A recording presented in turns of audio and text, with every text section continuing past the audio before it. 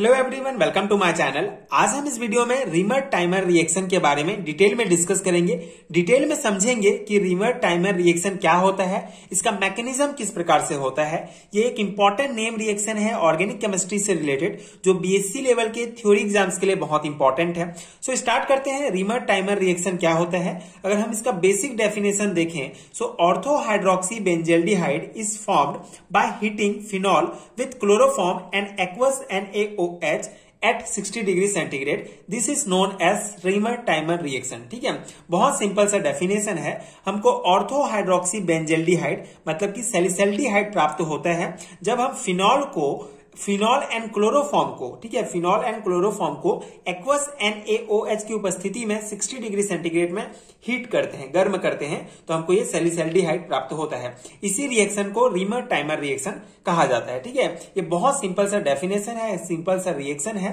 ठीक है, कि ऑर्थो हाइड्रोक्सी बेंजल्डिहाइड, जिसे सैलिसल्डिहाइड भी कहा जाता है, यह हमको प्राप्त होता है जब हम फिनॉल को सोडियम हाइड्रोक्साइड की उपस्थिति में CHCl3 क्लोरोफॉर्म के साथ रिएक्ट कराते हैं 60 डिग्री सेंटीग्रेड में, ठीक है, गर्म करते हैं, तो हमको ये प्रोडक्ट प्राप्त होता है। इसी को ही रीमर टाइमर रिएक्शन कहा जाता है। ये बेसिक समझ में आ गया। अगर आपको जनरली पूछा जाता है रीमर टाइमर रिएक्शन क्या है, तो आप ये लिख सकते हैं, लेकिन मैकेनिज्म बहुत इंपॉर्टेंट है। जनरली ये 3 मार्क्स के क्वेश्चंस में पूछा जाता है, जिसमें आपको इसका मैकेनिज्म भी बताना इंपॉर्टेंट है। अगर 1 या 2 मार्क्स में पूछा जाएगा तो सिंपल सा डेफिनेशन लिख के आप इसका ये रिएक्शन लिख सकते हैं, लेकिन बीएससी एग्जाम्स में जनरली मैकेनिज्म बहुत इंपॉर्टेंट है एंड मैकेनिज्म पूछा जाता है। सो रीमर टाइमर रिएक्शन का मैकेनिज्म हम डिटेल में समझते हैं, किस प्रकार से हमको सैलिसल्डिहाइड प्राप्त होता है जब ये रिएक्ट करते हैं आपस में। ठीक है, तो इसका मैकेनिज्म हम 3 स्टेप में समझेंगे। इसका पहला स्टेप है हमारा सोडियम हाइड्रोक्साइड को हम क्लोरोफॉर्म के साथ रिएक्ट कराएंगे। ठीक है, तो क्या होता है, सबसे पहले सोडियम हाइड्रोक्साइड लेंगे। सोडियम हाइड्रोक्साइड NaOH को हम तोड़ेंगे, जिससे Na+ और OH- हमको प्राप्त होगा। ठीक है, Na+ OH- आपस में जुड़ के NaOH बनाते हैं, तो ये हमको OH- प्राप्त हुआ।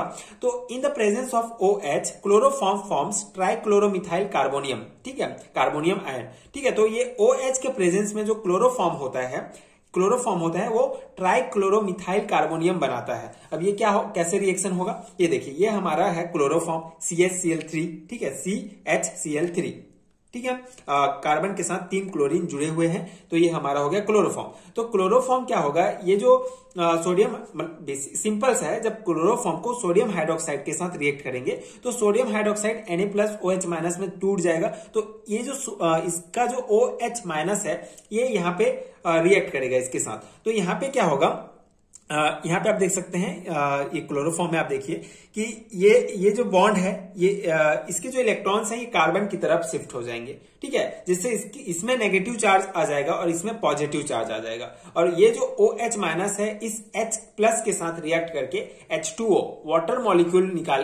मॉलिक्यूल बनाएंगे और रिएक्शन से बाहर हो जाएंगे, और हमको क्या प्रोडक्ट प्राप्त होगा, CCl3। ठीक है, CCl3। ये जो H+ है, ये OH- के साथ जुड़कर H2O वाटर मॉलिक्यूल बनाएगा, बाहर निकल जाएगा, और ये CCl3 हमको प्राप्त होगा, जो ट्राइक्लोरोमिथाइल कार्बोनियम होता है। ठीक है, ये हमको प्राप्त हुआ।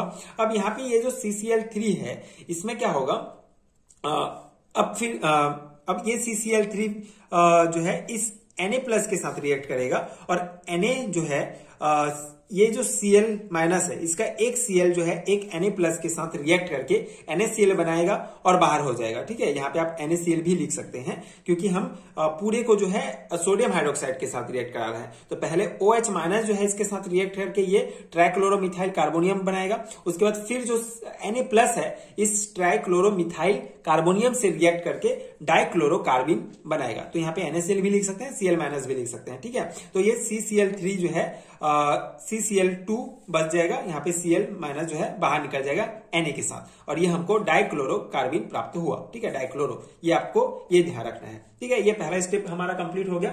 ये हमारा सेकंड स्टेप। अब सेकंड स्टेप में हम जो है हमारा जो फिनॉल है उसको यूज करेंगे।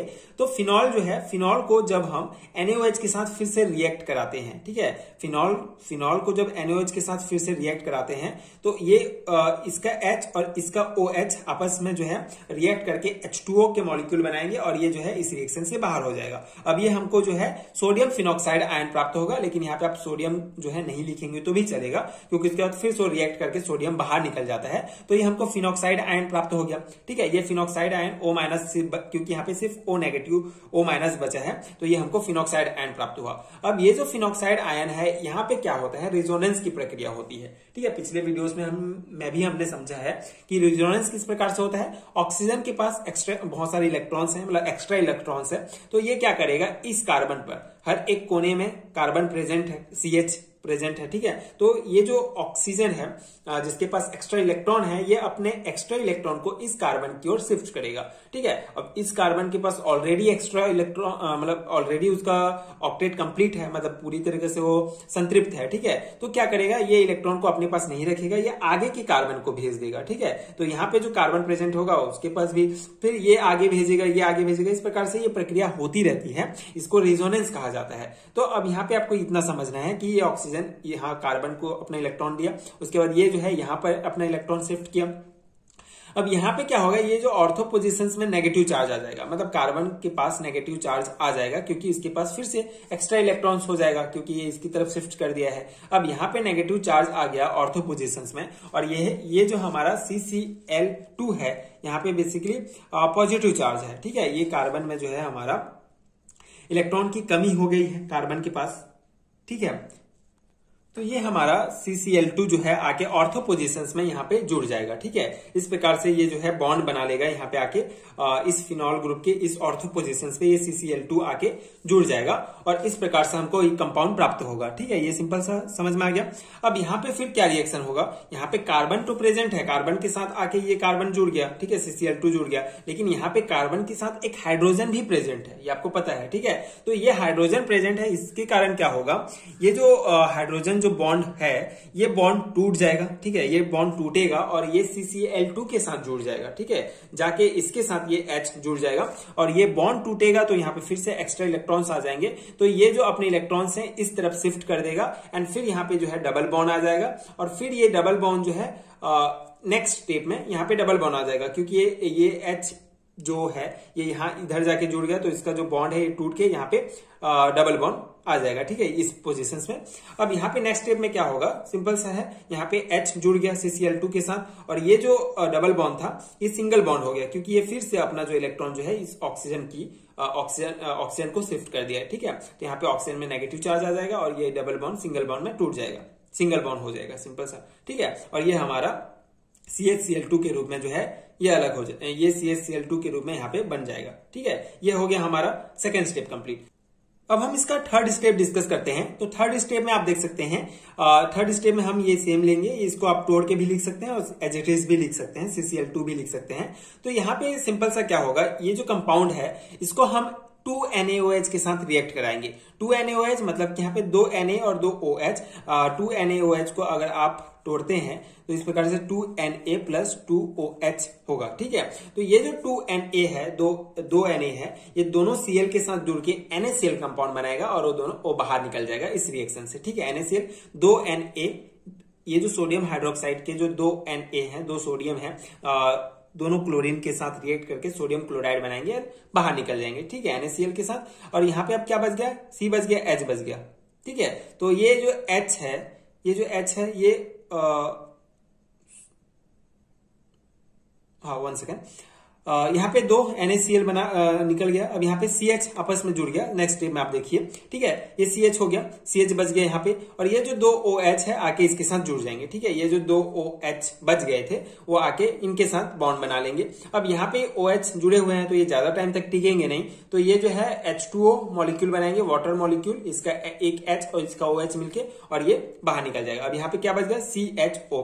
ठीक है, तो इस प्रकार से नेक्स्ट में आप देख सकते हैं ये हमारा बच गया CHO, जिसको फिर से H प्लस के साथ हम रिएक्ट कराते हैं, जिससे यहाँ पे ये जो H प्लस इस O माइनस के साथ जाकर जुड़ के यहाँ पे OH बना लेगा, और ये CHO एज इट इज रहेगा। इस प्रकार से हमको ये सैलिसैल्डिहाइड कंपाउंड प्राप्त होता है। ठीक है, तो ये है पूरा रीमर टाइमर अभिक्रिया का पूरा डिटेल मैकेनिज्म। आई होप आपको समझ में आ गया होगा। बहुत सिंपल सा मैकेनिज्म है, आप बार बार प्रैक्टिस करके अगर इसको देखते हैं तो इजिली आपको याद हो जाएगा, और इसको आप एग्जाम में इजिली बना सकते हैं। तो ये था इसका detail mechanism and detail reaction, reamer Tiemann reaction. I hope आपको समझ में आ गया होगा, एंड ये नोट्स आपके एग्जाम प्रिपरेशन के लिए हेल्पफुल रहे होंगे। होंगे। अगर वीडियो हेल्पफुल है तो आगे की वीडियोस देखने के लिए प्लीज चैनल के साथ जुड़े रहिए। एंड अगर आपको इनका पीडीएफ नोट चाहिए तो नीचे आपको डिस्क्रिप्शन बॉक्स में पीडीएफ स्टोर का लिंक मिलेगा, वहां से आप चेकआउट कर सकते हैं। वहां आप बीएससी एंड एमएससी लेवल के सारे हैंडरिटन नोट्स ले सकते हैं, जो डेफिनेटली आपके एग्जाम प्रिपरेशन के लिए बहुत हेल्पफुल होगा। Thank you so much for watching.